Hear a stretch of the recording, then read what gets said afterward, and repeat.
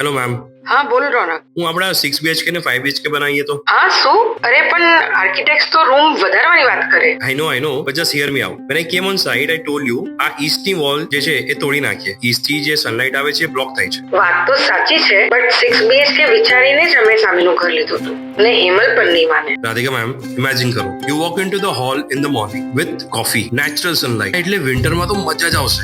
પણ વોલ તોડીને શું મળશે? એક મોટો હોલ, તમને જે પાર્ટી હોસ્ટ કરવાનું ગમે છે એના માટે. પણ જ્યારે બચ્ચાઓ ત્યાં ચિલ કરતા હોય, you can actually keep an eye on them, and on the other hand a quiet corner for you and બા ટુ રીડ એન્ડ ટોક.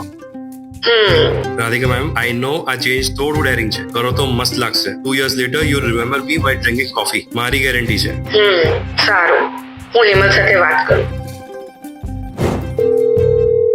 રોનક, હા બોલો. વોલ તોડવાનું પરફેક્ટ ડિસિઝન હતું. મોર્નિંગ કોફીમાં તો જે મજા પડે છે, next level. And the kids love that space.